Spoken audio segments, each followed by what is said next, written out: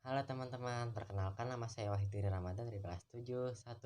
Sekarang saya akan membacakan hasil analisis saya yang saya baca dari buku dia. Sekarang langsung saja kita ke hasil analisisnya. Saya ingin menjelaskan rancangan teks tanggapan dari buku yang berjudul Dia yang ditulis oleh Nonier, diilustrator oleh Orca Kreatif, diterbitkan oleh PT Gramedia Pustaka Utama pada tahun 2019 dengan jumlah buku halaman 280 dan ukuran buku panjang 20 cm dan lebar 13,5 cm. Pada rancangan teks tanggapan ini dibagi menjadi 3 bagian, yaitu pembuka, analis, dan evaluasi. Pada pembuka, saya akan menggambarkan secara umum buku ini. Saya menyukai buku ini karena buku ini mengandung kisah yang sedih, lucu, dan romantis, sehingga cukup seru untuk dibaca karena alurnya yang tidak monoton. Analis. Lalu pada analis yang saya analiskan adalah sinopsis cerita yang ada di dalam buku ini. Sinopsisnya adalah buku ini bercerita tentang seorang gadis bernama Denia yang menyukai laki-laki bernama Janu yang akan bertunangan dengan Sasa. Denia memendam perasaannya bertahun-tahun dengan baik, sehingga Janu tidak mengetahui perasaannya. Suatu hari, Denia harus menghadiri acara pertunangan Janu di Jakarta. Namun tanpa sengaja di dalam kereta ia bertemu dengan Saka, yang merupakan sepupu Abe sang fotografer, dalam acara pertunangan Janu dan Sasa. Saka kemudian mengetahui bahwa Denia menyukai Janu dan mulai meneror Denia. Akhirnya mereka pun dekat, dan Saka menyukai Denia dan mengajaknya berpacaran. Namun Denia memutuskan untuk menyendiri. Selang beberapa lama kemudian Sasa mengetahui bahwa Janu menyukai Denia juga dan memutuskan untuk membatalkan periwetnya. Kemudian akhirnya Denia mendapat kabar bahwa Janu membatalkan pernikahannya, lalu mengajak Denia berpacaran.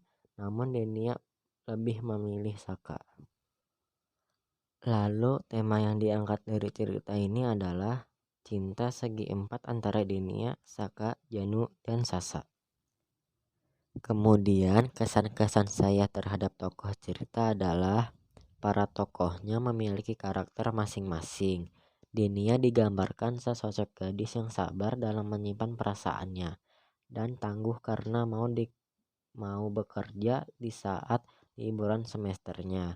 Ditambah ia pun mengikuti organisasi pecinta alam di kampusnya. Saka adalah laki-laki yang dingin, namun menyimpan sesuatu dalam perasaannya kepada Denia, dan ia juga mandiri karena bekerja di penerbitan ayahnya. Janu merupakan laki-laki penyayang dan perhatian kepada Denia, namun dia sangat tidak peka dengan perasaan Denia yang menyukai Janu. Dan Sasa merupakan gadis yang baik, namun sering dikecewakan oleh sikap Janu kepada Denia. Sasa sudah berusaha untuk mempertahankan hubungannya, namun sia-sia.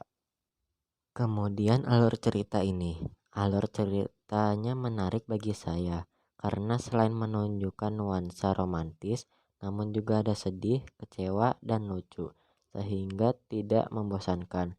Alur ini memiliki alur maju dan akhir. Cerita dalam buku ini tidak terduga karena saya awalnya berpikir Denia akan memilih Janu yang telah dicintainya selama bertahun-tahun.